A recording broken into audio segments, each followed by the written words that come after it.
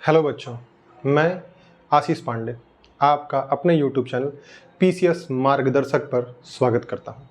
आशा करता हूं कि आप अच्छे होंगे, प्रसन्न होंगे और स्वस्थ होंगे। आप और आपका परिवार खुशहाल होगा, अच्छा होगा और आप लगातार अच्छी पढ़ाई कर रहे होंगे।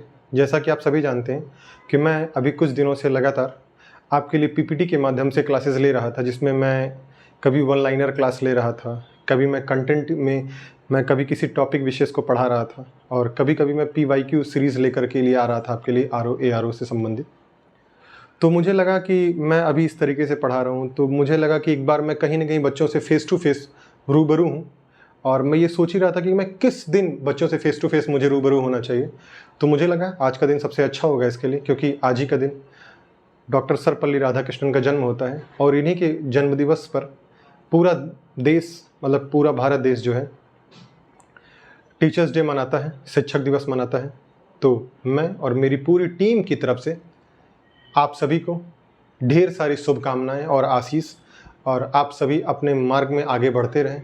हैप्पी टीचर्स डे बच्चों, शिक्षक दिवस की ढेर सारी शुभकामनाएं। जैसा कि आप सभी जानते हैं, चाणक्य का एक बहुत प्रसिद्ध कोटेशन है। उन्होंने कहा है कि शिक्षक कभी साधारण नहीं हो सकता, शिक्षक कभी साधारण नहीं हो सकता, क्योंकि शिक्षक वह शख्स है जिसके गोद में प्रलय और सृजन एक साथ चलता है। प्रलय और सृजन एक साथ चलता है, तो गुरु आपके लिए सृजन का भी काम कर सकता है, तो गुरु आपके लिए प्रलय का भी काम कर सकता है। तो आप लगातार गुरु के सानिध्य में बने रहें। और आइए एक श्लोक हम पढ़ते हैं। गुरुर् ब्रह्मा गुरुर्विष्णु गुरुर्देवो महेश्वरा गुरुर् साक्षात पर ब्रह्म तस्मै श्री गुरुवे नमः, तस्मै श्री गुरुवे नमः। तो मैं अपने सभी गुरुजनों को प्रणाम करता हूँ, यहाँ से उनसे आशीर्वाद लेता हूँ और मैं लगातार चाहता हूँ कि वो अपना आशीर्वाद मेरे ऊपर बनाए रखें। और जो मेरे स्टूडेंट हैं, जो मेरे चैनल के माध्यम से मुझसे जुड़े हुए हैं, मैं उन्हें भी आशीष देता हूँ, वो भी अपने चैनल से जुड़े रहें। और आप सभी जानते हैं कि प्राचीन भारत से ही हमने गुरु को सर्वश्रेष्ठ माना है, हमने गुरु से ऊपर किसी को नहीं माना है। आइए, जैसा कि आज हमारी स्क्रीन पर आप देख रहे हैं कि आज का हमारा टॉपिक है भारत का संविधान में हम सबसे पहले आज हम पढ़ेंगे कॉन्स्टिट्यूशन में, हम पढ़ेंगे संविधान की प्रस्तावना, प्रीएम्बल ऑफ कॉन्स्टिट्यूशन। तो आइए हम देखते हैं कि क्या इस इतिहास है संविधान की प्रस्तावना का, क्या इतिहास है भारतीय संविधान का। तो सबसे पहले हम प्रस्तावना पढ़ने से पहले हम जानते हैं कि आखिर हमें संविधान की ज़रूरत क्यों पड़ी। तो बच्चों, हम देखते हैं कि हमें संविधान की ज़रूरत आखिर पड़ी तो क्यों पड़ी। तो सर्वप्रथम आइए देखते हैं, हमारा पहला ही पॉइंट ये बनता है कि संविधान। तो सबसे पहले हम संविधान को डिफाइन करेंगे कि संविधान का अर्थ क्या होता है और हमें संविधान की ज़रूरत क्यों पड़ी। तो संविधान लागू किस पर होता है? संविधान किसी न किसी राज्य पर लागू होता है, राज्य अर्थात देश। जब हम संविधान में राज्य शब्द का उल्लेख करते हैं तो इसका अर्थ होता है देश की हम बात कर रहे हैं। तो जो राज्य शब्द है उसका संबंध देश से है, और जब तक आपके पास राज्य या कोई देश नहीं होगा तब तक आप संविधान का इम्प्लीमेंटेशन नहीं कर सकते हैं। इसलिए सबसे पहले हमें राज्य को समझना पड़ेगा, राज्य क्या है। आइए, राज्य के लिए आवश्यक है, राज्य शब्द के लिए, जिसके लिए राज्य का निर्माण तभी होगा जब उसके लिए 4 आवश्यक तत्वों की पूर्ति होती है, जिसमें सर्वप्रथम आपको मिलता है निश्चित भूक्षेत्र होना चाहिए आपके पास, एक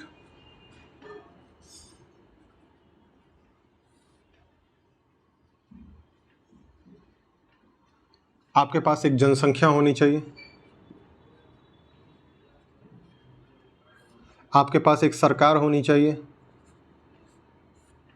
और आपके पास एक संप्रभुता होनी चाहिए। अगर आपके पास ये चारों व्यवस्थाएं नहीं हैं तो वहाँ पे राज्य का निर्माण नहीं हो सकता है। जैसे कि आप देख रहे हैं, यहाँ पे राज्य के लिए 4 आवश्यक तत्वों की आवश्यकता है, जिसमें निश्चित भूक्षेत्र की आवश्यकता है, जनसंख्या की आवश्यकता है, सरकार की आवश्यकता और संप्रभुता की आवश्यकता है। जैसा कि आप सभी को पता है, 1947 के पहले हमारे पास निश्चित भूक्षेत्र भी था, हमारे पास जनसंख्या भी थी, हमारे पास सरकार भी थी, क्योंकि ब्रिटिश सरकार हम पे शासन करती थी। तो यह सारी व्यवस्थाएं हमारे पास थी। और आखिर हमारे पास ऐसा क्या नहीं था जिसमें हम ये कह सकें कि हम राष्ट्र थे संपूर्ण रूप से? हम संप्रभु नहीं थे उस समय। हम अभी बस पढ़ेंगे कि संप्रभुता शब्द का मतलब क्या होता है, लेकिन हम आपको यहाँ बता देते हैं कि संप्रभुता का एक साधारण सा मतलब होता है कि हम अपने स्वयं के मालिक हैं, आंतरिक रूप से और बाह्य रूप से। यही होता है संप्रभुता का मतलब। क्या हम आज़ादी के पहले ऐसी स्थिति में थे कि हम अपने स्वयं के मालिक थे? नहीं, हमारे माई बाप के तौर पे कौन थे? ब्रिटिश सरकार थी, और ब्रिटिश सरकार कोई दूसरे देश की सरकार भारत पर शासन कर रही थी, इसलिए हम संप्रभु नहीं थे, और इसलिए इसी कारण से हम राज्य नहीं थे। तो कई बार आपसे पूछा गया है कि राज्य के लिए 4 आवश्यक तत्व क्या हैं, तो 4 राज्य के लिए 4 आवश्यक तत्व हैं: निश्चित भूक्षेत्र, जनसंख्या, सरकार और संप्रभुता। इन 4 आधार पर ही राज्य का निर्माण होता है। अब बच्चों, अगर आपके पास राज्य आ गया है तो राज्य को संचालित करने के लिए कोई न कोई व्यवस्था तो चाहिए। पहले प्राचीन काल में राज्य को संचालित करने के लिए राजतंत्रात्मक व्यवस्था हुआ करती थी। तो राजतंत्र में क्या होता था कि राजा ही शासन करता था, राजा ही युद्ध भी करता था, राजा ही न्याय भी करता था, राजा ही दंड भी देता था। तो राजा के हाथ में सारी शक्तियों का केंद्रीकरण होता था। तो यह था राजतंत्रात्मक व्यवस्था। लेकिन वर्तमान जो व्यवस्था चल रही है पूरे विश्व में, यह लोकतांत्रिक व्यवस्था एक तरीके से चल रही है।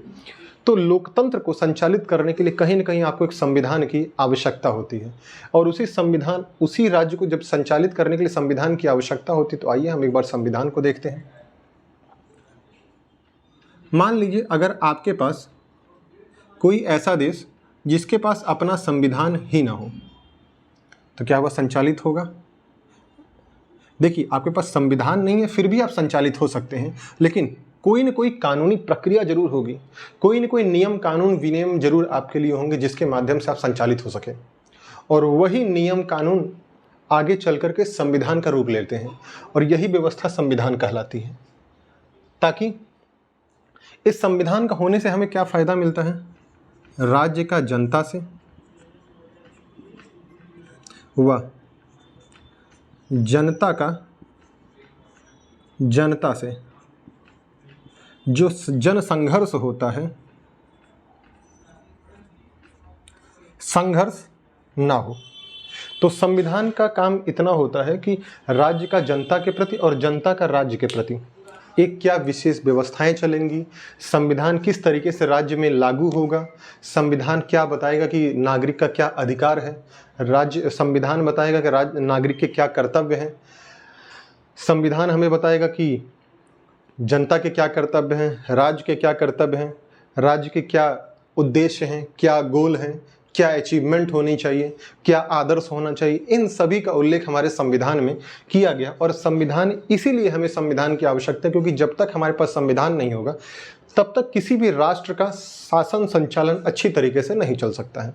तो आइए, हमने यहाँ क्लियर किया कि संविधान क्या है, हमने यहाँ क्लियर किया राज्य क्या है। आइए अब हम समझते हैं, संविधान तो हमने यहाँ क्लियर कर दिया। अब हम सबसे महत्वपूर्ण शब्द आता है कि संविधानवाद क्या है।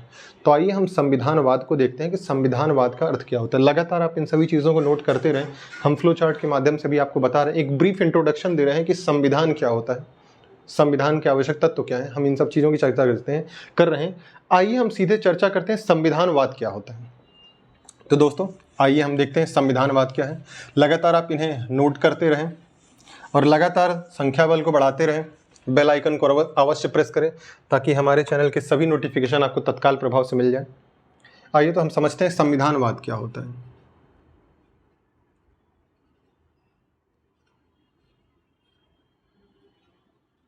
या संवैधानिक सरकार,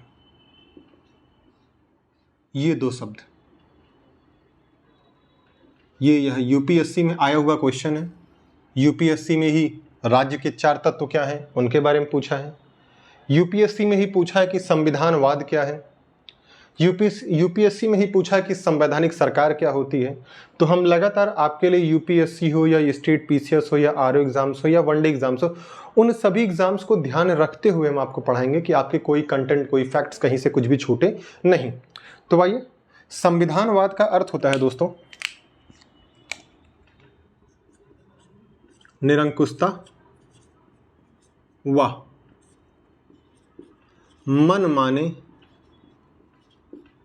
पन का अभाव। अर्थात कि निरंकुशता व मनमानापन। निरंकुशता तो आप समझते हैं, जैसे कि पहले जब राजा महाराजा हुआ करते थे निरंकुश व्यवस्था होती थी, राजा में ही सारी शक्तियों केंद्रीकरण होता और वंश टू वंश राजा का पुत्र ही राजा बनेगा, उसका पुत्र राजा बनेगा, तो ये व्यवस्था थी, ये निरंकुशता कहलाती। और मनमानापन, आप जबरदस्ती आकर कोई नया कानून तुरंत नहीं बना सकते हैं और किसी को इस बात के लिए सजा नहीं दे सकते हैं कि कोई आपका दुश्मन है या कोई आपका विरोधी है। यह समझ करके आप किसी को सजा नहीं दे सकते हैं। उस सजा को किसी व्यक्ति को वही सजा मिलेगी जो वर्तमान कानून में लिखा है और जिस व्यक्ति ने उसका उल्लंघन किया है, और जितनी मात्रा तक उल्लंघन और जितनी मात्रा तक दंड लिखा है वही व्यवस्था होगी, अर्थात मनमानेपन का अभाव होगा। इसका मतलब यही बनता है बच्चों कि निरंकुशता और मनमानेपन का अभाव होगा। मतलब कोई भी आके मुंह उठाकर ये नहीं बोल सकता है कि ठीक है मैंने ये सजा दे दी, आपको मानना पड़ेगा। क्यों मानना पड़ेगा भाई? संविधान है, संविधान के तहत सारे काम होंगे। इसका मतलब यह हुआ। अगर सबसे सटीक शब्द पूछा जाए इसके लिए सबसे सटीक शब्द बनता है सीमित सरकार। अगर आपसे पूछे कि संवैधानिक सरकार का सबसे सटीक कोई शब्द है तो सीमित सरकार। एक शब्द में बोलें तो सीमित सरकार। क्यों? संवैधानिक सरकार का मतलब, संवैधानिक सरकार का मतलब होता है वह सरकार जो संविधान के माध्यम से संचालित होती हो। और संविधान तो ऐसा तो है नहीं कि संविधान पे कोई वो नहीं है। संविधान पे भी तो रोक टोक है ना। संविधान ने नियम बनाए हुए हैं कि कोई राज्य के क्या कर्तव्य है, जनता के क्या कर्तव्य है, सरकार के क्या दायित्व, क्या कर्तव्य है, क्या अधिकार है। तो जब ये डिफाइन किया हुआ है तो आप उस परिधि को, उस सीमा को तोड़ करके बाहर नहीं जा सकते हैं, इसलिए सीमित सरकार। इसका अर्थ होता है सीमित सरकार। तो यहां पे था कि सीमित सरकार, संवैधानिक सरकार, तो सीमित सरकार। और विधि की सर्वोच्चता दूसरा होगा, विधि की सर्वोच्चता।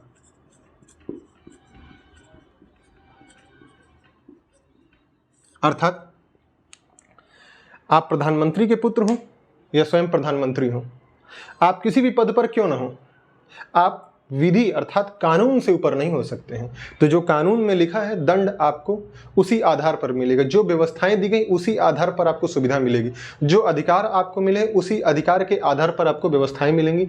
यही है विधि की सर्वोच्चता। अर्थात विधि से ऊपर कोई नहीं, वह कोई भी क्यों ना हो, तो सब विधि के अधीन है। आइए, ये हो गया। चौथा पॉइंट बनता है कि विधि का शासन होगा, व्यक्ति का शासन नहीं होगा। व्यक्ति का शासन नहीं होगा। जैसा कि आप सभी देख रहे हैं, वर्तमान सरकार है बीजेपी सरकार। तो कई बार आपको लगता है कि मोदी सरकार है, सारे कानून तो मोदी सरकार बना रही। नहीं, मोदी सरकार भी सिर्फ वही कानून बना सकती है जो व्यवस्थाएं हमारे संविधान के तहत दी गई हैं। संविधान के आधार को पकड़ते हुए वो कोई कानून बना सकते हैं।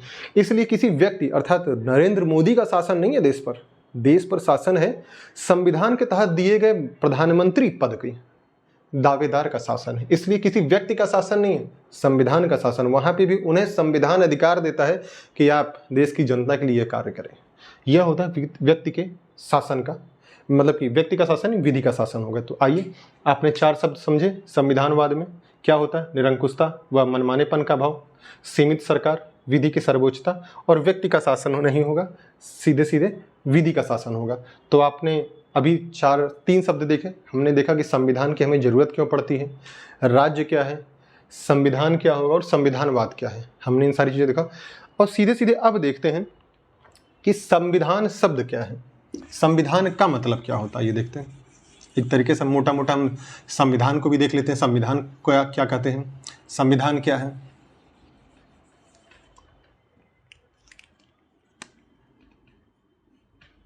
संविधान जो है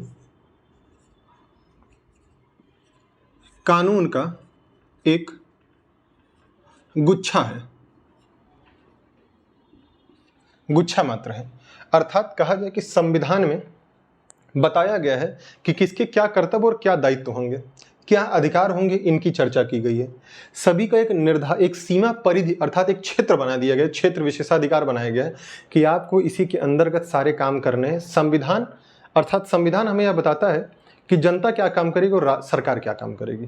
तो अर्थात अगर संविधान नहीं होगा आपके पास तो आपके अधिकारों का शोषण हो सकता है सरकार द्वारा, या आप किसी दूसरे के अधिकार का शोषण स्वयं कर सकते हैं। तो संविधान हमें यह बताता है कि आप क्या कर सकते हैं और क्या नहीं कर सकते।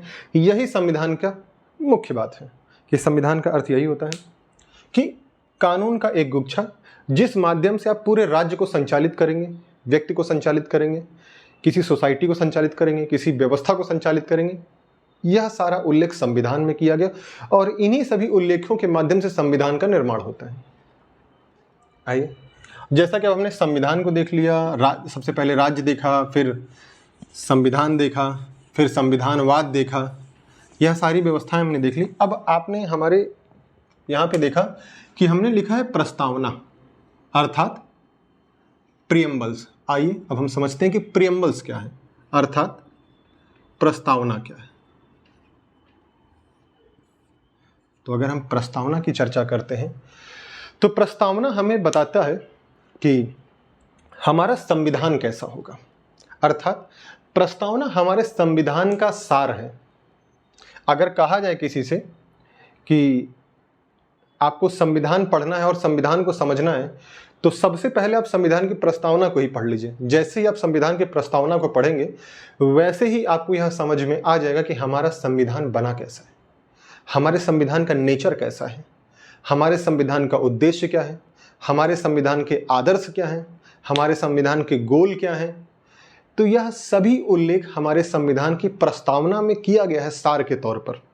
और सुप्रीम कोर्ट संविधान की प्रस्तावना को इतना महत्व देता है कि वह कहता है कि अगर कहीं पर संविधान की कोई भाषा, कोई शब्द अगर आपको समझ में नहीं आता तो आप संविधान की प्रस्तावना को जाकर के देखें और आपको उससे पता चल जाएगा कि संविधान क्या कहना चाहता है वहाँ पर।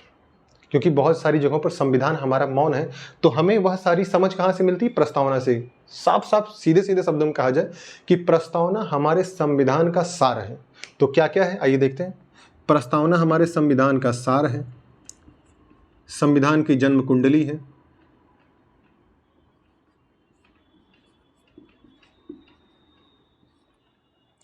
संविधान का परिचय पत्र है,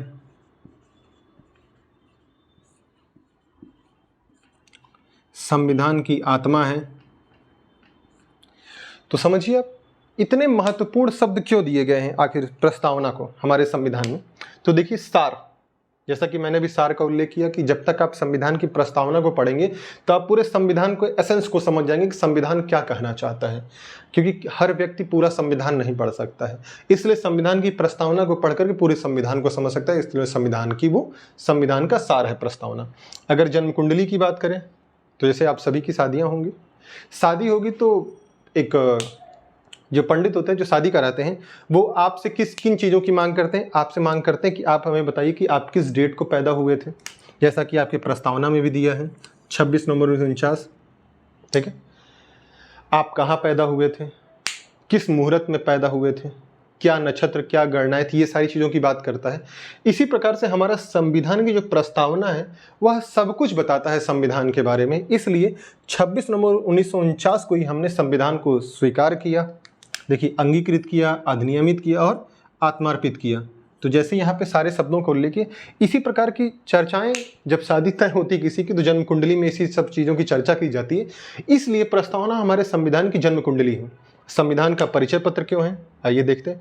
परिचय पत्र के लिए सबसे पहले आप समझिए कि जैसे आपका कोई इंट्रोडक्शन मांगता है कि आप बताइए आपका इंट्रोडक्शन क्या है, तो सबसे पहले आप क्या बात करते हैं? अपने पिताजी के बारे में बताते हैं, अपने गांव की चर्चा करते हैं कि आप इस फलाना गांव के रहने वाले हैं, फलाना आपके पिताजी हैं, फलाना आपकी माँ है। इन सभी चीज़ों का उल्लेख करते हैं और यही सारे उल्लेख तो हमारे संविधान में भी किया गया है।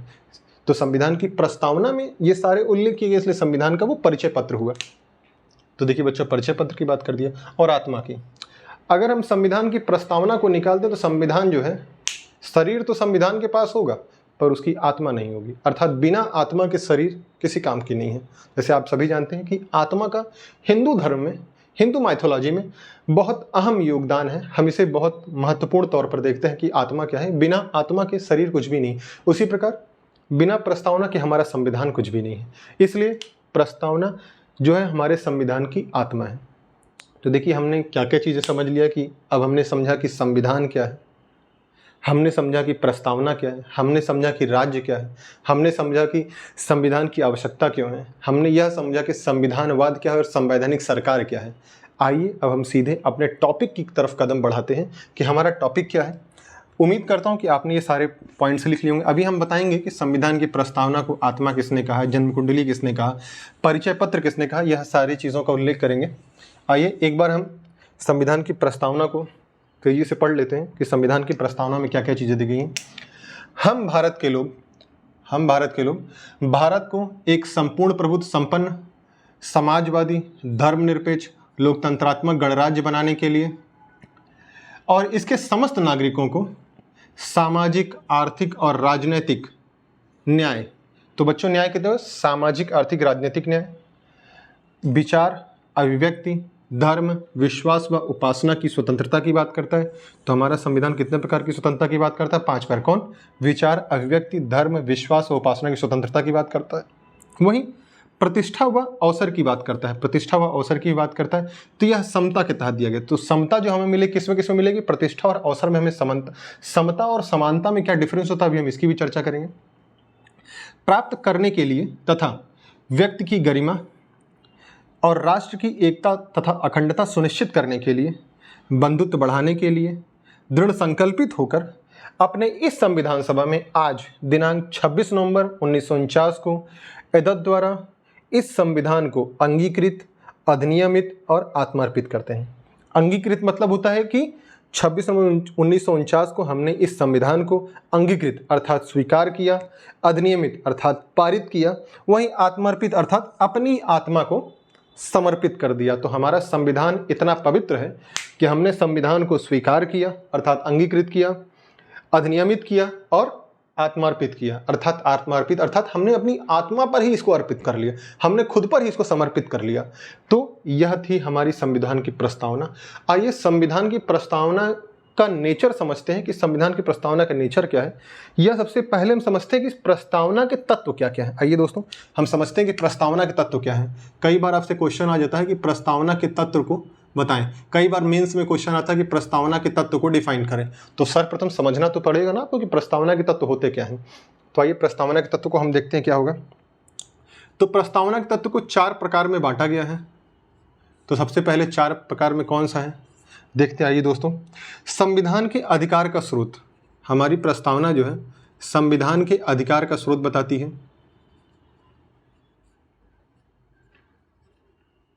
संविधान के अधिकार का स्रोत पहला।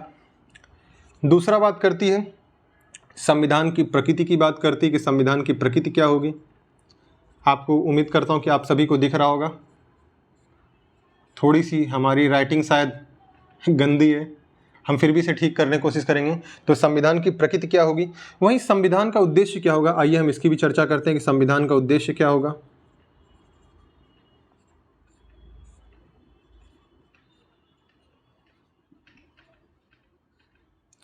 और यहीं पर हम बात करते हैं कि संविधान के लागू होने की तिथि।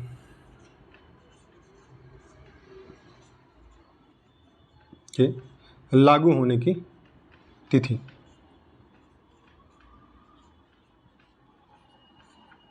तो संविधान के अधिकार का स्रोत अगर हम बात करते हैं तो संविधान के अधिकार का स्रोत है हम भारत के लोग।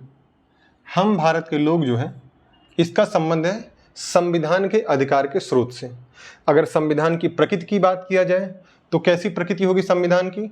संपूर्ण प्रभुत्व संपन्न होगी, समाजवादी होगी, धर्मनिरपेक्ष होगी व लोकतंत्रात्मक गणराज्य होगी। अर्थात कैसी होगी हमारी संविधान की प्रकृति? कैसी होगी दोस्तों? संपूर्ण प्रभुत्व संपन्न होगी, समाजवादी होगी, धर्मनिरपेक्ष होगी, लोकतंत्रात्मक गणराज्य होगी। अर्थात ये 4 आधार होंगे। आइए हम इन 4 आधारों को यहाँ लिख देते हैं शॉर्ट में। संपूर्ण प्रभुत्व संपन्न आप इतने समझ लीजिएगा, समाजवादी, फिर धर्मनिरपेक्ष,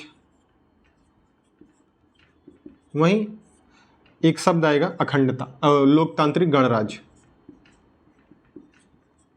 दोस्तों तो आप इतने से समझ जाएंगे। लगातार आप इन सारे शब्दों को लिखते रहें। ये सारे शब्द कहीं ना कहीं आपसे सीधे एग्जाम्स में पूछे जाएंगे आपसे, तो लगातार इन सारे शब्दों को नोट करते रहें। अभी हम बताएंगे कितने प्रकार की स्वतंत्रताएं होंगी, कितने प्रकार की समता होगी, कितने प्रकार की न्याय होगी, और इसमें दिए गए हर एक शब्द को हम आपको डिफाइन करेंगे कि हर शब्द का अर्थ क्या होता है। हो सकता है कि हमारा वीडियो थोड़ा लंबा जाए, हम 2 से 3 दिन में से अपलोड करें पूरी तरीके से मिला करके। तो आपको यहाँ से पढ़ने के बाद कोई भी ऐसे टर्म्स नहीं बचेंगे, कोई ऐसे क्वेश्चंस नहीं बचेंगे जो आपके गलत हो। हम पूरे प्रीवियस ईयर क्वेश्चंस को एनालिसिस करेंगे, उनके क्वेश्चंस को भी समाहित करेंगे इसके तहत, ताकि आपके कोई क्वेश्चंस छूटे नहीं। आइए हम आगे देखते हैं कि संविधान का उद्देश्य क्या होगा। संविधान के उद्देश्य की बात करते हैं। आइए तो संविधान के उद्देश्य को हम यहाँ लिखते हैं कि सबसे पहले हम संविधान के उद्देश्य में बात करेंगे न्याय की। तो कैसा न्याय? सामाजिक, आर्थिक, राजनीतिक न्याय। स्वतंत्रता मिलेगी, कैसी मिलेगी? विचार की अभिव्यक्ति की, विश्वास की, धर्म की, उपासना की स्वतंत्रता मिलेगी। और कितने प्रकार की समताएं मिलेंगी? 2 प्रकार की, प्रतिष्ठा और अवसर की। तो यहाँ पर बात की जाएगी न्याय की। संविधान के उद्देश्य यही है, न्याय की स्थापना करना, स्वतंत्रता की व्यवस्था करना और समता की व्यवस्था करना, साथ ही साथ बंधुत्व को बढ़ावा देना। ये सारी व्यवस्थाएं की, न्याय की, स्वतंत्रता की, समता की और बंधुत्व की। तो संविधान का उद्देश्य क्या है बच्चों? न्याय है, स्वतंत्रता है, समता है और बंधुत्व है। अगर पूछा जाए तो संविधान की प्रकृति क्या है? संपूर्ण प्रभुत्व संपन्न, समाजवादी, धर्मनिरपेक्ष और लोकतंत्रात्मक गणराज्य, यह संविधान का प्रकृति है। और संविधान के स्रोत की बात किया जाए तो संविधान का स्रोत हम भारत के लोग। क्यों कहा जाता है कि संविधान के अधिकार का स्रोत या संविधान की शक्ति का स्रोत? अगर जनता ही नहीं होगी तो आपका संविधान किस काम का? तो जनता तो चाहिए ना संविधान के लिए। तो हमारा संविधान जो है ना, वो संविधान को शक्ति ही जनता से मिलती है। अगर जनता ही ना हो तो कोई निर्वाचित नहीं होगा। जब कोई निर्वाचित नहीं होगा तो कोई शासन प्रणाली नहीं होगी। कोई शासन प्रणाली नहीं होगी तो कोई शासन व्यवस्था नहीं होगी और चारों तरफ अराजकता फैल जाएगी। इसलिए जनता का होना आवश्यक है और जनता ही शक्ति देती है संविधान को कि संविधान किस तरीके से काम करेगा। क्योंकि हमने संविधान को अंगीकृत किया है, अधिनियमित किया और आत्मर्पित करते हैं। अधिनियमित भी तो हमने ही किया है। तो जब हम अधिनियमित करते हैं तो शक्ति किसके हाथ में होगी? शक्ति जनता के हाथ में होगी। आइए हम बात करते हैं अब संविधान के लागू होने की तिथि। आइए, संविधान के लागू होने की तिथि जो है वह है, आपके समक्ष देखिए लिखा है 26 नवंबर 1949। तो 26 नवंबर 1949। तो आप दोस्तों यह सारे शब्द लिख लें। मैं आपको थोड़ा टाइम देता हूं, आप आराम से इसे देख लें क्या होता है, कैसा घटनाक्रम है। मैंने लिख दिया, आप इसे राइट डाउन कर सकते हैं आराम से।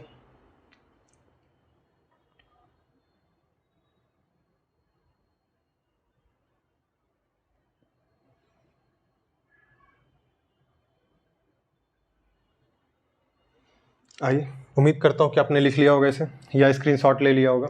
लिखने में टाइम लगेगा तो आप स्क्रीनशॉट ले सकते हैं। लगातार आप हमारे चैनल को आगे बढ़ाते रहें, क्योंकि देखिए व्हाइट बोर्ड पे हमें लिखना पड़ता है, थोड़ा टाइम ज़्यादा लगता है, लिखने में मेहनत करना पड़ता है। और आपके लिए हम सारे महत्वपूर्ण कंटेंट खोज के लाएंगे जिससे आपको दिक्कत ना हो समझने में किसी भी चीज़ को। आइए हम आगे देखते हैं। आइए हम समझते हैं कि हमने प्रस्तावना को स्वीकार कहाँ से किया, हमने प्रस्तावना को एक्सेप्ट कहाँ से किया है। तो प्रस्तावना का विचार हमने यूएस के संविधान से लिया है। तो सर्वप्रथम प्रस्तावना है यह हमें यूएस के संविधान में देखने को मिलती है। तो हमने यूएस के संविधान से हमने प्रस्तावना को एक्सेप्ट किया है। तो प्रस्तावना को भारत ने स्वीकार किया, भारत ने स्वीकार किया है यूएसए के संविधान से। जैसा कि आप सभी को पता है, यूएस का संविधान विश्व का सबसे छोटा संविधान है। इसमें बहुत ही कम आर्टिकल्स दिए गए हैं। तो प्रस्तावना को हमने भारत के, मतलब जो भारतीय प्रस्तावना है यह यूएस के संविधान से संबंधित है या यूएस के संविधान से प्रभावित होकर के हमने एक्सेप्ट किया है। तो आइए अब हम कुछ टर्म्स को देखते हैं या एक घटनाक्रम हम इसका देख लेते हैं कि कब संविधान की शुरुआत हुई, प्रस्तावना की शुरुआत कब हुई। तो आइए सबसे पहले में घटनाक्रम देखते हैं कि प्रस्तावना की शुरुआत की। तो अगर हम प्रस्तावना के प्रारंभ की बात करते हैं कि इतिहास की थोड़ा सा, तो जैसा आप सभी जानते हैं पंडित नेहरू 13 दिसंबर 1946 को संविधान सभा में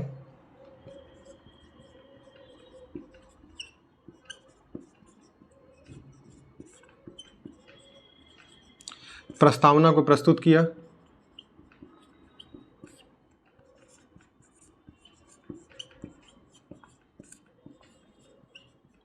वहीं इसे 22 जनवरी 1947 को स्वीकार कर लिया गया। तो हमारे पंडित नेहरू ने हमारे संविधान की प्रस्तावना के इतिहास में अगर देखा जाए तो पंडित नेहरू ने 13 दिसंबर 1946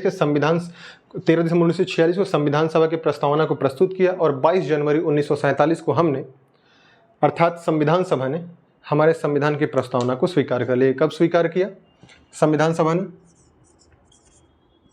तो यहाँ पे लिख दिया हूँ मैं संविधान सभा ने स्वीकार किया इसको 22 जनवरी 1947 को। तो 22 जनवरी 1947 को स्वीकार किया हमारे संविधान को संविधान सभा ने। तो आप दोस्तों इसे भी नोट कर लें।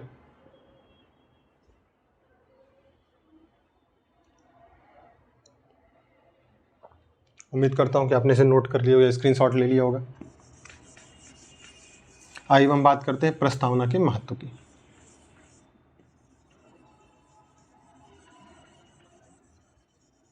देखिए एक ही शब्द को मैं अलग अलग तरीके से डिफाइन कर रहा हूं ताकि आपको समझने में दिक्कत ना हो।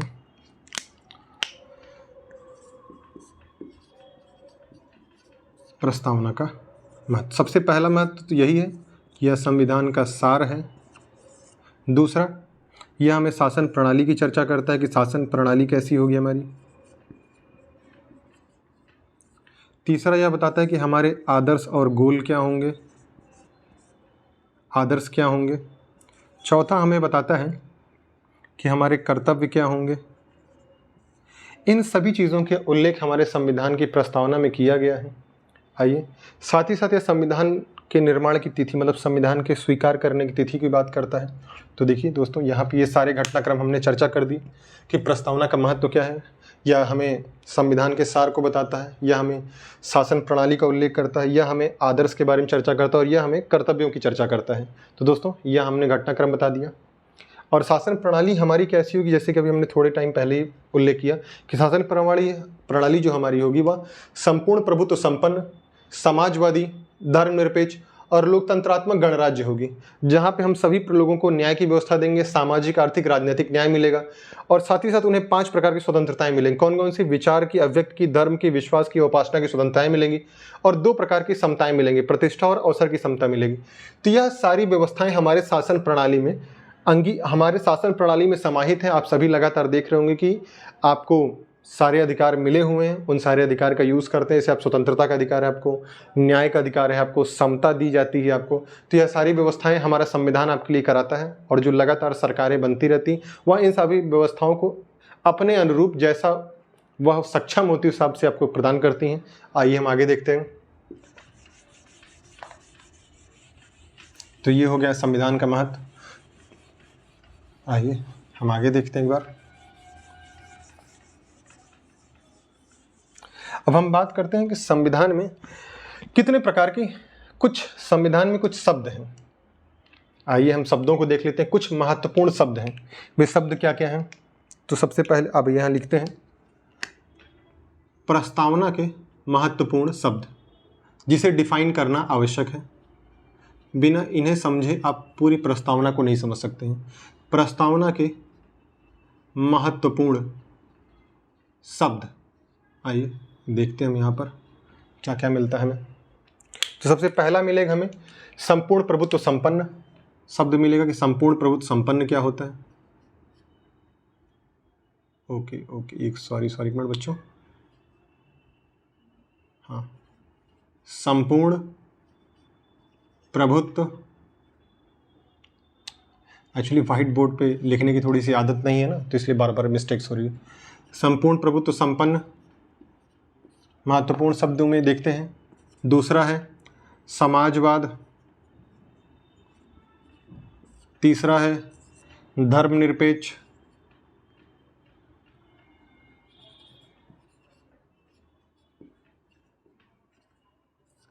चौथा है लोकतांत्रिक गणराज्य, अर्थात लोकतंत्र अलग लिखते हैं और गणराज्य अलग लिखते हैं ताकि आपको समझाने में आसानी रहे।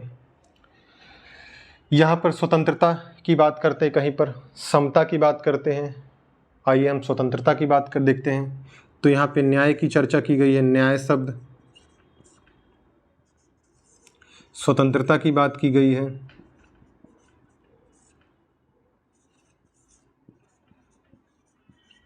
समता की बात की गई है, वहीं हमने राष्ट्र की एक तथा अखंडता शब्द की बात की है,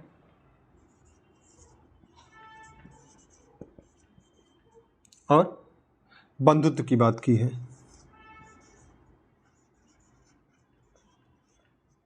इतने सारे महत्वपूर्ण 10 शब्द दिए गए हैं। आई मीन 10 के 10 शब्दों को आपको उल्लेख करेंगे कि 10 शब्दों का मतलब क्या बनता है, कि संपूर्ण प्रभुत्व संपन्न का मतलब क्या होता है, समाजवाद का मतलब क्या होता है, धर्मनिरपेक्ष का मतलब क्या होता है, लोकतंत्र का मतलब क्या होता है, गणराज्य का क्या मतलब होता है, न्याय का क्या मतलब होता है, स्वतंत्रता की क्या मतलब होता है, और समता का, अखंडता व बंधुत्व का क्या मतलब होता है। हम इन सारे अर्थों को बताएंगे, क्योंकि कई बार आपको इन शब्द से ही पूछा जा सकता है कि संपूर्ण प्रभुत्व संपन्न का क्या मतलब होता है, या समाजवाद का क्या मतलब होता है, या आपसे पूछा जाए गणराज्य का क्या मतलब होता है, या लोकतंत्र का क्या मतलब होता है, धर्मनिरपेक्ष और पंथ निरपेक्ष। कई बार हम धर्मनिरपेक्ष और पंथ निरपेक्ष जैसे शब्दों में कन्फ्यूज हो जाते हैं कि धर्मनिरपेक्ष क्या है और पंथ निरपेक्ष क्या है। यह लगातार डिबेट बना रहता है कि धर्मनिरपेक्ष और पंथ निरपेक्ष क्या है। अभी हम आपको एक लाइन में बता देंगे धर्मनिरपेक्ष क्या होता है और पंथ निरपेक्ष क्या होता है, तो पता चलेगा आपको हमारा संविधान धर्मनिरपेक्ष है कि पंथ निरपेक्ष है। आपको फटाक से पता चल जाएगा धर्मनिरपेक्ष और पंथ निरपेक्ष का अंतर क्या है। तो आइए सबसे पहले हम चर्चा करते हैं संपूर्ण प्रभुत्व संपन्न की, उठाते हैं। हम इसमें से कुछ ही शब्द लेंगे आज, जैसे हम इतने 4 से 5 शब्दों को आज हम डिफाइन करेंगे, कुछ शब्दों को हम कल करेंगे। जैसा कि आप हमारी स्क्रीन देख रहे हैं, हम कुछ और शब्द की चर्चा आपसे करेंगे यहाँ पे। आइए हम देखते हैं, इसको मिटाते हैं। आप इन शब्दों को याद रखिएगा और लिखते रहिएगा, और कमेंट सेक्शन में लगातार कमेंट करते रहें कि चैनल्स में मतलब कि क्लासेस कैसे ली जा रही हैं। कोई कमी हो तो आप हमें बताएं, क्योंकि आपका फीडबैक ही हमें बताएगा कि हमें क्या करना और कैसे करना है।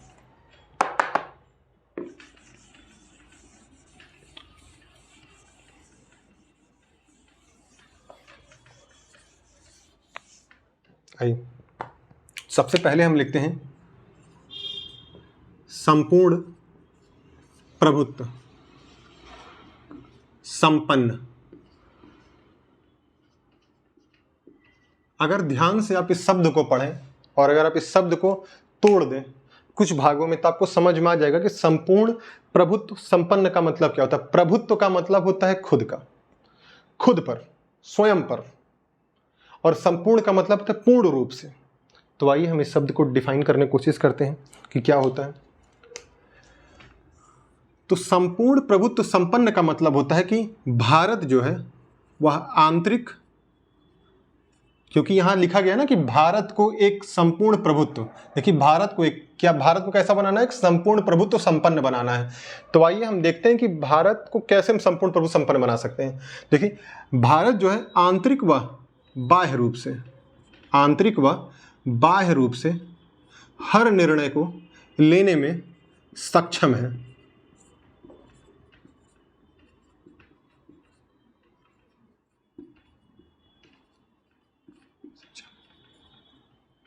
जैसा कि आप सभी को पता है, हमने यहाँ पे स्क्रीन पर आपको यहाँ लिखा कि आंतरिक व बाह्य रूप से हर प्रकार के निर्णय लेने में हम सक्षम हैं। हमारे ऊपर किसी का शासन नहीं है। कभी हम पर ब्रिटेन का शासन हुआ करता था दोस्तों, जब ब्रिटेन का हम पर शासन हुआ करता था तो हम उस समय, इसीलिए हम संपूर्ण प्रभुत्व संपन्न नहीं थे, इसलिए हम राज्य नहीं थे। और आज वर्तमान में हम संपूर्ण प्रभुत्व संपन्न हैं, इसलिए हम राज्य हैं, अर्थात हम राष्ट्र हैं। तो भारत जो है अपने स्वयं निर्णय ले सकता है। जैसे कभी यूएस की सरकार बोले कि तुम रसिया से S-400 नहीं लोगे, तो अगर हम कहते हैं कि नहीं, हम आपके प्रभाव में आ गए और हम नहीं खरीदेंगे, तो अर्थात हम संपूर्ण प्रभुत्व संपन्न नहीं है। लेकिन अगर हम यूएस से नेगोशिएट करते हैं कि ठीक है हम रूस से नहीं खरीदेंगे, पर तुम्हें भी हमारे पड़ोसी मुल्क पाकिस्तान को कोई भी मिसाइल नहीं बेचनी है, तो अगर दोनों देश इस समझौते को मान जाते हैं तो अर्थात हमने एक संबंध बनाया बराबरी का। मैंने कहा कि कुछ हमने तुम्हारा, कुछ हमने तुम्हारा माना, कुछ तुमने हमारा, कुछ हमने तुम्हारा माना। इससे हमारे संपूर्ण प्रभुत्व संपन्न पर कोई प्रभाव नहीं पड़ा। लेकिन अगर हम सीधे हमें यह कह दिया जाए कि तुम युद्ध नहीं करोगे, क्यों नहीं करेंगे भाई युद्ध? कोई मुद्दा अगर हमारा आंतरिक मुद्दा है, हमारा बाह्य मुद्दा, तो हम निर्णय करेंगे, यूएस हमारा निर्णय नहीं करेगा या रसिया हमारा निर्णय नहीं करेगा। अर्थात हम आंतरिक व बाह्य रूप से हर निर्णय के लिए स्वतंत्र हैं। हमारे ऊपर किसी भी बाहरी कोई भी दबाव नहीं बना सकता हमारे किसी भी काम के लिए। हाँ, वो दबाव बना सकता है अगर हमारी इच्छा होगी हम इसे स्वीकार करेंगे और हमारी इच्छा होगी इसे स्वीकार नहीं करेंगे। तो जैसे कि यूएस ने बोला कि तुम S-400 नहीं लोगे, हमने क्या कहा कि हम लेंगे। हम एक सॉवरेन देश हैं, हम संपूर्ण प्रभुत्व संपन्न है, तो हमारी अथॉरिटी है, आप हमें रोक नहीं सकते, तो हमने लिया। तो यह देखिए, इसका मतलब होता है संपूर्ण प्रभुत्व संपन्न का मतलब होता है कि स्वयं के मालिक हम स्वयं हैं, हमें किसी से पूछने की आवश्यकता नहीं है। तो हमने यह भी बता दिया, हमने यह भी आपको समझा दिया कि अगर दो देश आपस में कोई समझौता करते हैं तो वह समझौता अगर एक की कोई बात मानता है, दूसरा किसी की बात मानता है, तो इस आधार पर संपूर्ण प्रभुत्व संपन्न पर कोई प्रभाव नहीं पड़ता। क्योंकि वर्तमान दौर में लोग कह रहे हैं कि भारत की संपूर्ण प्रभुत्व संपन्न जो शक्ति है वो क्षीण हो रही। नहीं, ऐसा नहीं है, ऐसा नहीं है कि भारत की संपूर्ण प्रभुत्व शक्ति क्षीण हो रही है। तो हमने यहाँ पे आपको सब कुछ बता दिया कि संपूर्ण प्रभुत्व संपन्न का मतलब क्या होता है। आंतरिक व बाह्य रूप से हम स्वतंत्र होंगे, हम पर किसी का शासन नहीं होगा। यद्यपि हम 1949 में देखा जाए तो हम पर कहीं ना कहीं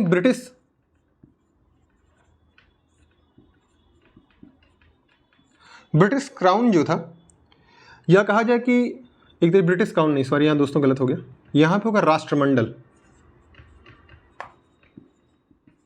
1949 में हमने राष्ट्रमंडल की सदस्यता को स्वीकार किया था।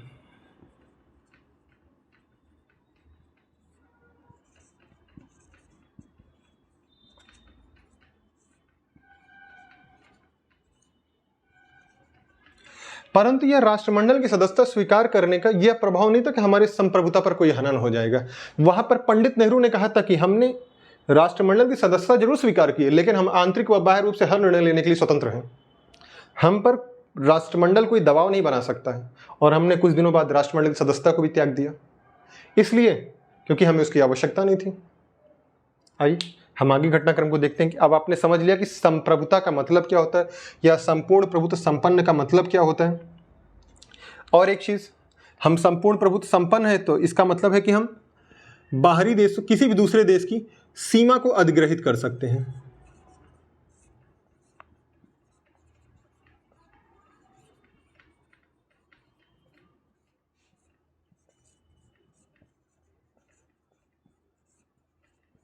इसका एग्जाम्पल है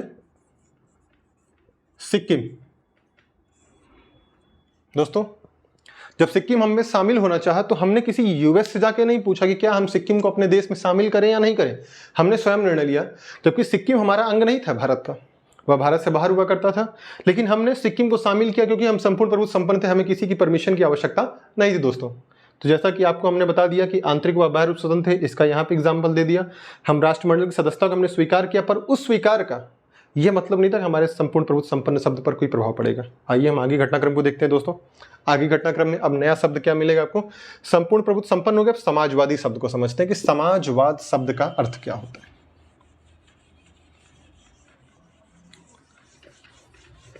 क्या हमारे संविधान में जब समाजवाद शब्द शामिल नहीं था तो क्या हमारा संविधान समाजवादी नहीं था? नहीं, ऐसा नहीं है दोस्तों।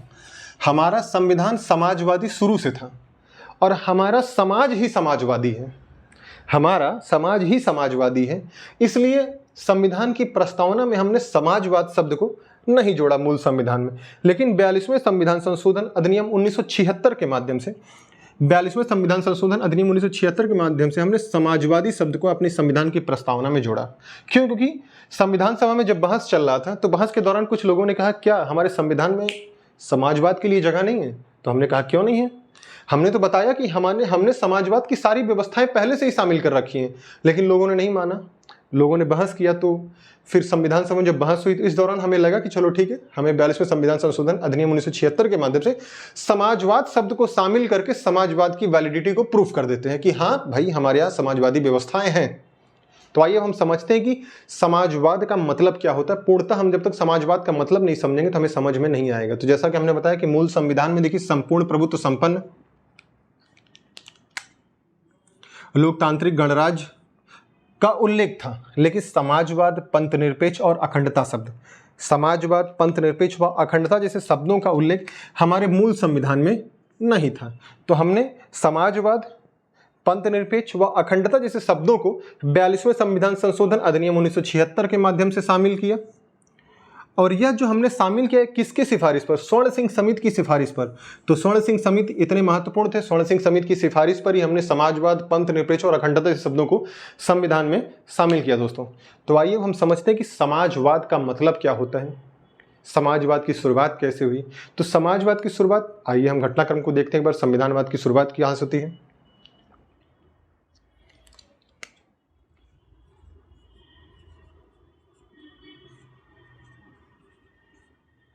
लगातार दोस्तों हमारे चैनल के संख्या बल को बढ़ाते रहें, आप हमारे चैनल को प्रमोट करते रहें, लोगों तक पहुंचाएं, ताकि हम लोगों तक अपने माध्यम से, अपनी आवाज़ के माध्यम से उनका अच्छा कर सकें, उनका भविष्य बन सके।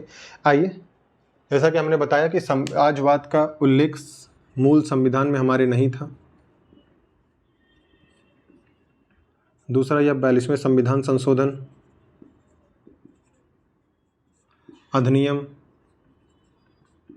1976 के माध्यम से स्वीकार किया गया। और अब समझते हैं कि समाजवाद शब्द का अर्थ क्या होता है। 1955 में कांग्रेस की अवाड़ी अधिवेशन में ही समाजवादी ढांचे को स्वीकार किया गया। जो समाजवादी ढांचे का जो लक्ष्य होगा, यह 1955 में कांग्रेस के अवाड़ी अधिवेशन में स्वीकार किया गया था। 1955 में कांग्रेस के अवाड़ी अधिवेशन में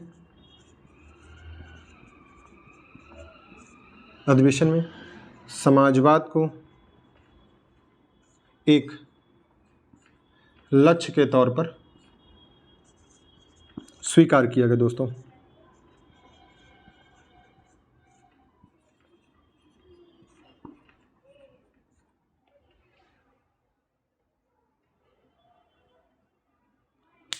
तो 1955 में कांग्रेस के अवाड़ी अधिवेशन में समाजवाद का एक लक्ष्य के तौर पर स्वीकार किया दोस्तों। इसको लिख ली, क्योंकि हमें रब करना पड़ेगा, हमें फिर आगे घटनाक्रम को देखना पड़ेगा क्या है। समाजवाद शब्द को डिफाइन करना पड़ेगा, क्या होता है समाजवाद का शब्द का मतलब। उम्मीद करता हूँ कि आपने इसे नोट कर लिया होगा, नहीं नोट किया हो तो स्क्रीनशॉट ले लें एक बार। मैं हट जाता हूँ स्क्रीन से।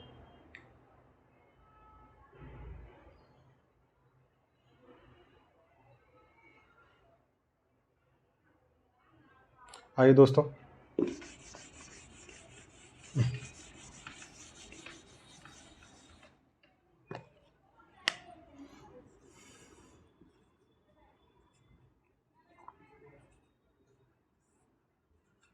पहला मतलब होगा संसाधनों का राष्ट्रीयकरण, अर्थात सरकार का स्वामित्व, अर्थात सामुदायिक स्वामित्व। संसाधनों पर सामुदायिक स्वामित्व, अर्थात जो भी संसाधन होंगे उस संसाधन पर समुदाय का पूरा अधिकार होगा। अर्थात सरकार उसे राष्ट्रीयकरण करेगी, सरकार उसे अपने अंडर में लेगी और सरकार लोगों तक उसे डिस्ट्रीब्यूट करने की कोशिश करेगी। यह हुआ हमारे समाजवाद शब्द का मतलब। आइए, एक और इसका अर्थ है समाजवाद में। दूसरा, संसाधनों का समतामूलक वितरण।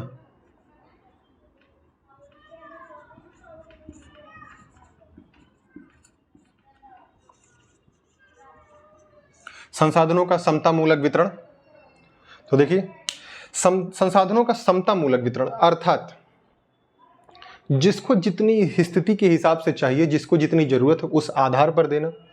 अभी हम डिफाइन करेंगे समता का मतलब क्या होता है, समता जैसे शब्द का अर्थ क्या होता है। तो संसाधनों का समतामूलक वितरण अर्थात संसाधनों का जिसको जितनी जरूरत है उस अनुरूप उस तक पहुंचना। जैसे 1 रोटी की जरूरत उसे 1 रोटी, जैसे 5 रोटी की जरूरत उसे 5 रोटी तक पहुंचना। यह है समतामूलक वितरण, संसाधनों का समतामूलक वितरण की बात करता है। आइए हम आगे घटनाक्रम को देखते हैं। उम्मीद करता हूँ लिख लीजिए, क्योंकि डायरेक्ट ये स्टेटमेंट पूछेगा समाजवाद का मतलब क्या होता है, तो आपके पास ये स्टेटमेंट रहेगा तो आप डिफाइन कर लेंगे कि समाजवाद का मतलब क्या होता है। दोस्तों आप स्क्रीन पे आपको दिख रहा है, आप लगातार इसे देखते रहें। इसे स्क्रीनशॉट ले लीजिए या डाउन कर लीजिए, मैं अभी स्क्रीन से हटा हूँ इसीलिए।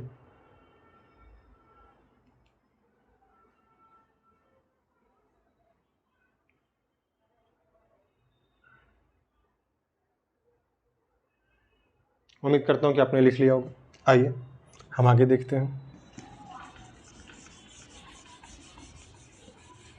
हमने संपूर्ण प्रभुत्व संपन्न और समाजवादी जैसे शब्दों का उल्लेख समझा कि क्या होता है। आइए अब हम समझते हैं कि धर्मनिरपेक्ष का अर्थ क्या होता है और पंथ निरपेक्ष का अर्थ क्या होता है।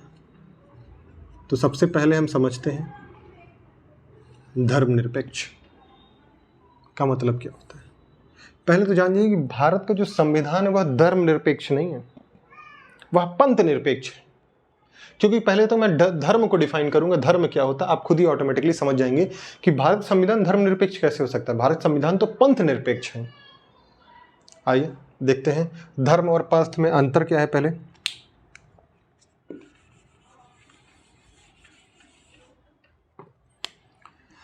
ये है आपका पंथ और ये है आपका धर्म। धर्म अपने आप में बहुत बड़ी चीज़ है। धर्म का विस्तार और आयाम बहुत ज़्यादा है। धर्म हमें जीवन जीने के तरीके को सिखाता है, हमें बताता है कि हमें कब उठना है, कब सोना है, कब कैसे किस तरीके से लोगों से बात व्यवहार करना है, बड़ों के साथ क्या तरीका होगा बात करने का, छोटों से किस तरीके से बात करना है। यह सारी व्यवस्थाएं हमें बताता है कि धर्म। तो धर्म से हम कैसे हो सकते हैं अलग। धर्म तो हमारे जीवन जीने का तरीका, हमारी जीवनचर्या है। तो क्या आप अपने दिनचर्या से खुद को अलग कर सकते हैं? नहीं कर सकते। तो उसी प्रकार से कोई भी राष्ट्र या कोई भी राज्य धर्मनिरपेक्ष नहीं हो सकता, वह पंथ निरपेक्ष अवश्य हो सकता है।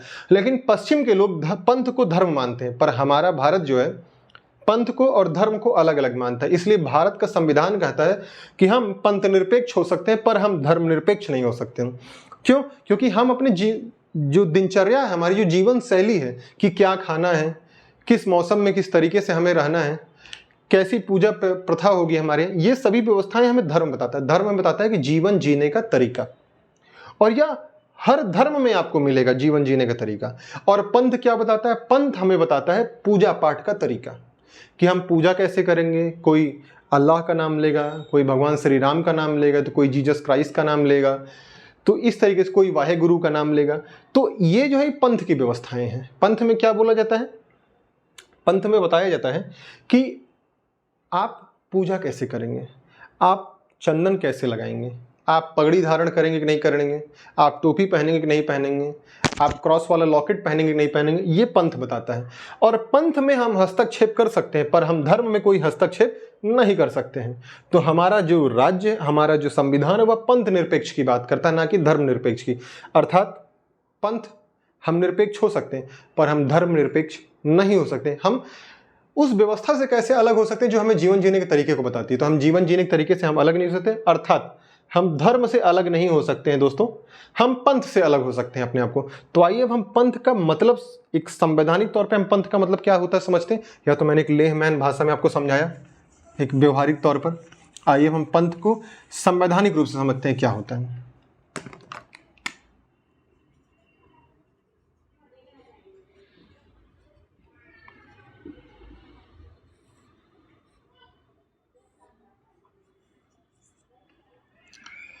तो समझते हैं कि पंथ निरपेक्षता का मतलब क्या होता है कि राज्य का अपना कोई धर्म नहीं होगा, राज्य का अपना कोई धर्म नहीं होगा।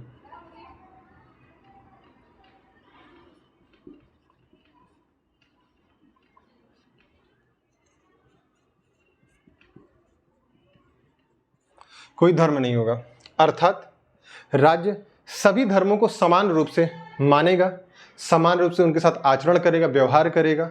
और सर्वधर्म समभाव की बात की जाएगी। हमारे यहाँ समावेशी की बात की जाएगी, समावेशी पंथ निरपेक्षता की बात की जाएगी, अर्थात सर्वधर्म समभाव की बात करेंगे। किसकी बात करेंगे हम? सर्वधर्म समभाव की।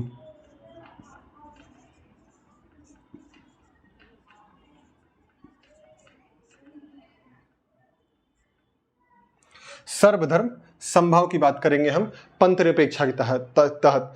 अर्थात हमारा जो राज्य होगा वो पंथ निरपेक्ष तो होगा, अर्थात राज्य का अपना कोई धर्म नहीं होगा। राज्य किसी भी धर्म को वरीयता या किसी धर्म के प्रमोशन के लिए कोई फंडिंग नहीं करेगा अलग से। अगर वह फंडिंग करता है तो उसे सभी धर्मों के लिए करना पड़ेगा, अर्थात सभी पंथों के लिए करना पड़ेगा। इसलिए क्योंकि भारत पंथ निरपेक्ष है, राज्य का अपना कोई धर्म नहीं होगा और राज्य सर्वधर्म समभाव होगा। अर्थात सभी धर्मों को समान तौर पर हम मानेंगे और राज्य का और पंथ का एक संवैधानिक दूरी होगी, एक धर्म के मध्य एक सैद्धांतिक दूरी होगी। जब राज्य को लगेगा कि अब हमें पंथ में हस्तक्षेप करना चाहिए, क्यों? क्योंकि पंथ अब कोई गलत तरीका अपना रहा है, तो हम करेंगे। जैसे सबरीमाला मंदिर हुआ या मस्जिद में, किसी मस्जिद में महिला प्रवेश को लेकर के मुद्दा हुआ, इन सब मामलों में देखिए कानून कहीं ना कहीं बनते हैं। 3 तलाक का मुद्दा हुआ। अब ये 3 तलाक को लोगों ने जोड़ा कि धर्म का आधार है, पंथ का आधार है। कैसे भी पंथ और धर्म का आधार हो सकता है? जो मान्यताएं ही धर्म में नहीं थी उसे कैसे आपने मान लिया? तो इस आधार पर राज्य जो है व्यवस्था करेगा। राज्य कहेगा कि राज्य व धर्म, यहां पंथ लीजिएगा ब्रैकेट में, धर्म व पंथ अर्थात राज्य व धर्म के मध्य एक सैद्धांतिक दूरी होगी। कैसी दूरी होगी दोस्तों? सैद्धांतिक दूरी होगी। अर्थात राज्य व धर्म के मध्य एक सैद्धांतिक दूरी होगी। अर्थात जब राज्य को लगेगा कि अब पंथ में कुछ गलत प्रक्रियाएं चल रही, जैसे 3 तलाक चल रहा है या सबरीमाला मंदिर चल रहा है, तो वह हस्तक्षेप करते हुए उसमें कुछ सुधार करेगा। तो यह होता है पंथ निरपेक्षता शब्द का अर्थ होता है। आइए दोस्तों हम आगे बढ़ते हैं। हमारे यहाँ समावेशी पंथ निरपेक्षता की बात की जाती है, अर्थात सभी धर्म को समान तौर पे देखा जाएगा, समान नज़र से देखा जाएगा। तो यह हो गई आपकी पंथ निरपेक्षता। उम्मीद करता हूँ कि आप लगातार इसे नोट कर रहे होंगे, राइट डाउन कर रहे होंगे। आइए हम आगे देखते हैं। अब हो गया, देखिए हमने क्या क्या देख लिया। हमने संपूर्ण प्रभुत्व संपन्न देख लिया, हमने समाजवाद देख लिया, हमने धर्मनिरपेक्ष देखा। अब हम लोकतंत्र को देखेंगे और गणराज्य को देखेंगे।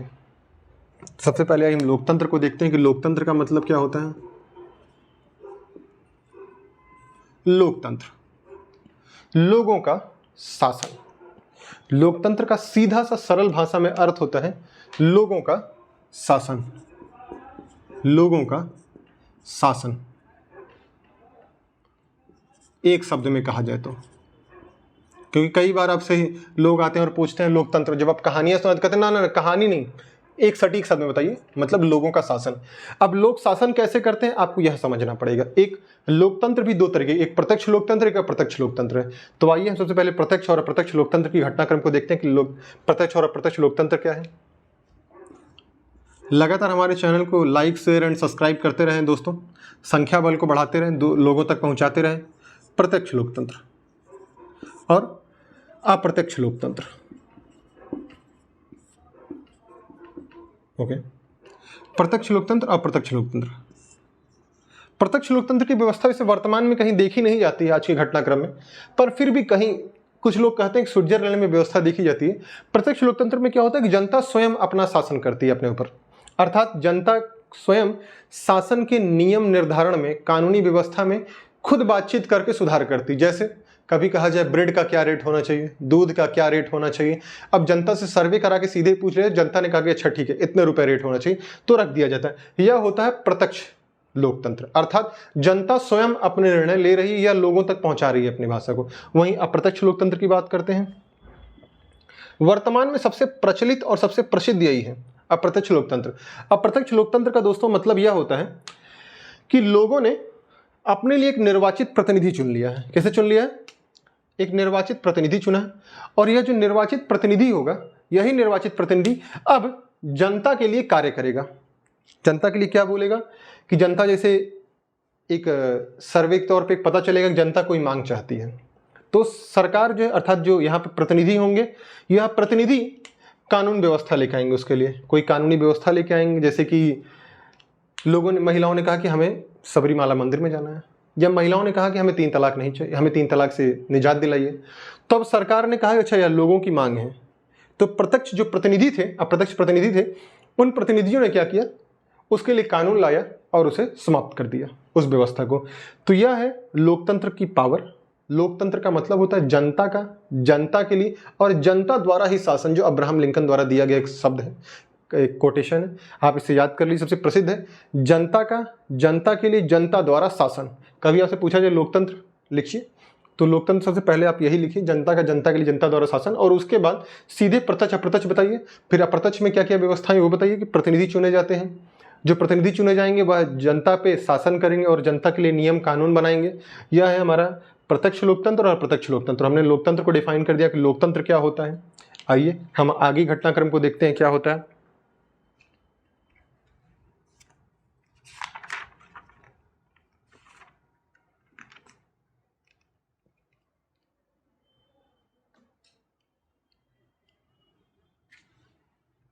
दोस्तों आप इसे नोट कर लीजिए, मैं इसीलिए स्क्रीन से साइड हुआ हूं।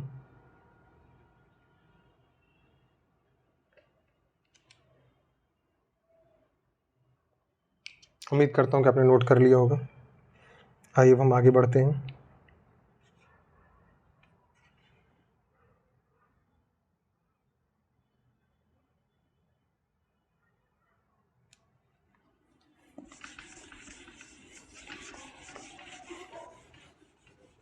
आइए समझते हैं गणराज्य का अर्थ क्या होता है। गणराज्य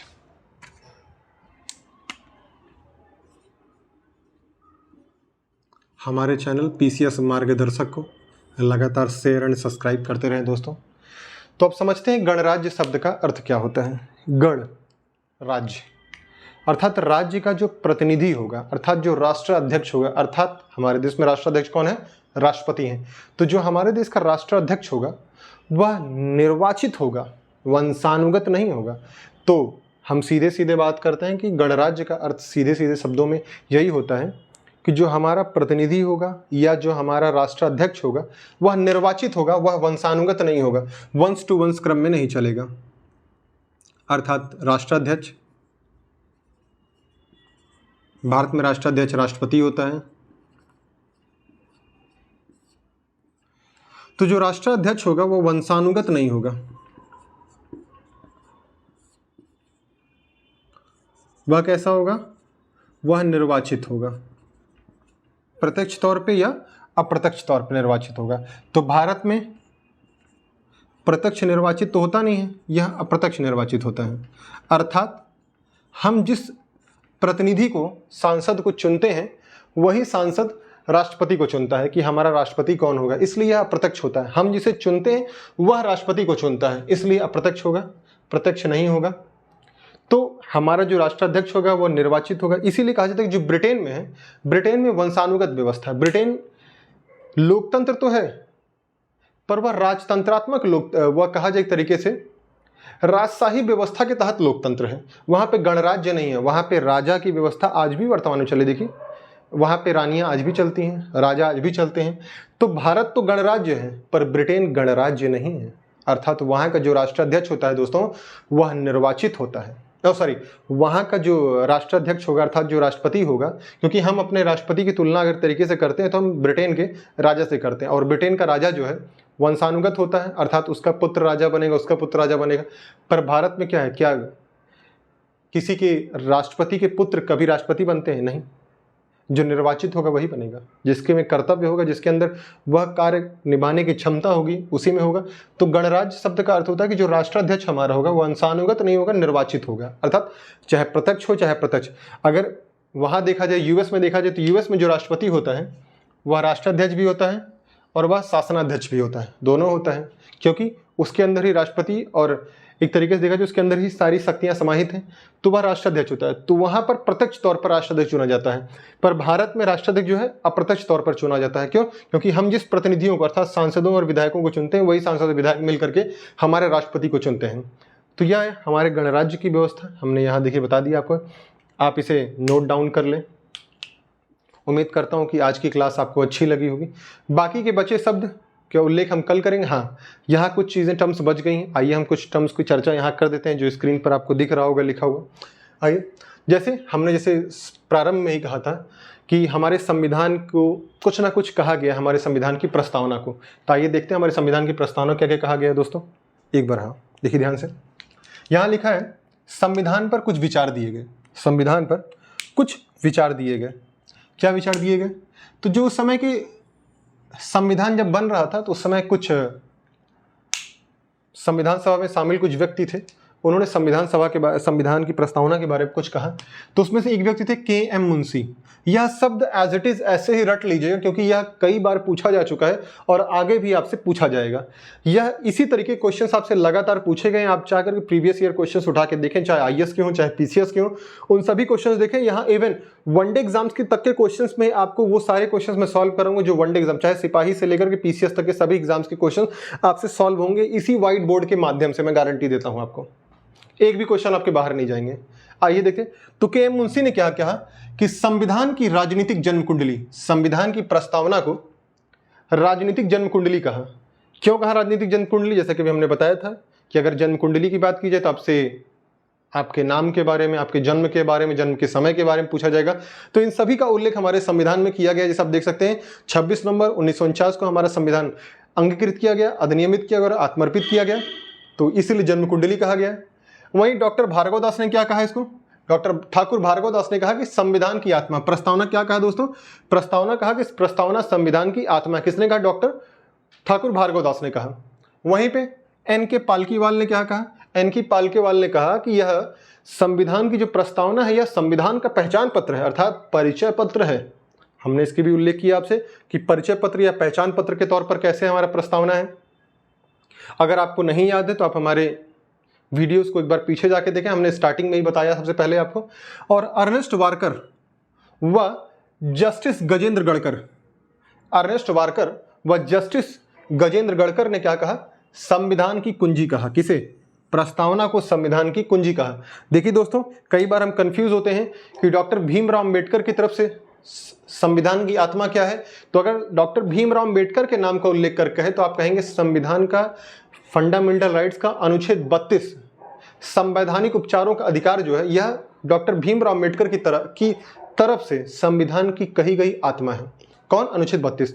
वहीं अगर आपसे इसे जनरली पूछा जाए कि संविधान की आत्मा कौन है, तो संविधान की आत्मा दोस्तों कौन होगी? संविधान की आत्मा आपका होगा प्रियम्बल्स, अर्थात प्रस्तावना आपके संविधान की आत्मा होगी। आप इसे याद रखेंगे। वहीं आइए हम कुछ और देखते हैं।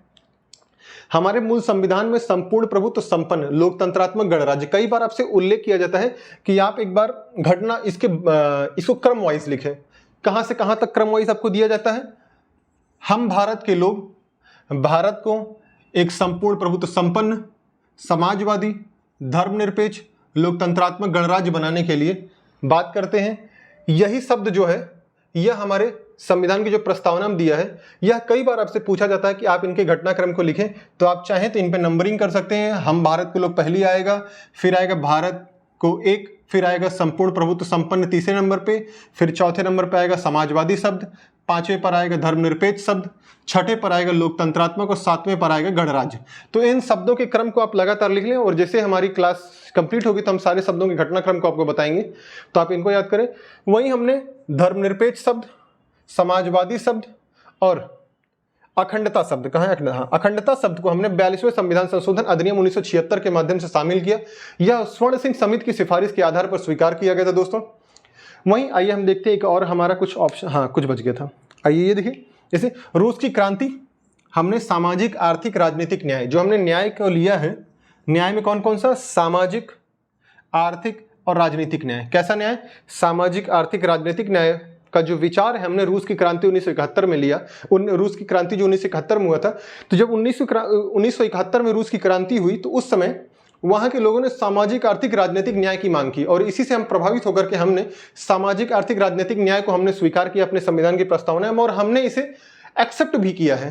कि हम आपको बताएंगे किन किन अनुच्छेदों में आपको ये देखने को मिलता है कि सामाजिक आर्थिक राजनीतिक न्याय कहां पर है अगले क्लास में। साथ ही फ्रांस की क्रांति जब होती है तो फ्रांस की क्रांति 1788, 1789 एंड 99 के मध्य में होता है फ्रांस की क्रांति। तो फ्रांस की क्रांति से हमने किन तीन शब्दों को लिया है? तो फ्रांस की क्रांति से हमने स्वतंत्रता को लिया, समता को लिया, बंधुत्व को लिया। दोस्तों स्वतंत्रता, समता और बंधुत्व को हमने फ्रांस की क्रांति से लिया, जो कि फ्रांस क्रांति कब हुई थी? 1789 से 1999 के मध्य हुआ था। और स्वतंत्रता, समता व बंधुत्व शब्द को हमने फ्रांस की क्रांति से लिया। वहीं सामाजिक आर्थिक राजनीतिक न्याय को हमने रूस की क्रांति से लिया। दोस्तों तो जैसे आज के घटनाक्रम के हमने आप उल्लेख कर दिया, एक संविधान की प्रस्तावना का एक ब्रीफ इंट्रोडक्शन दे दिया। बाकी बचे हुए कुछ शब्दों का उल्लेख, जैसे कि कितने प्रकार के न्याय, स्वतंत्रताएं कितने प्रकार की होगी, कितने प्रकार की समता होगी, इन सभी का उल्लेख और अंगीकृत, अधिनियमित और आत्मर्पित 26 नवंबर 1949 को ही क्यों किया गया, हम इन सभी घटनाक्रम की चर्चा आपसे नेक्स्ट क्लास में करेंगे। तो उम्मीद करता हूं कि आपको हमारी क्लास अच्छी लगी होगी, आपको हमारी क्लास समझ में आई होगी। आशा करते हैं कि आप लगातार हमारे चैनल को लाइक, शेयर एंड सब्सक्राइब करते रहेंगे और लोगों तक पहुंचाते रहें, ताकि हमारा मनोबल बढ़ा रहे, क्योंकि आपका समर्थन, आपका सपोर्ट ही हमारा एटीपी है, अर्थात हमारी ऊर्जा है, हमारी एनर्जी है।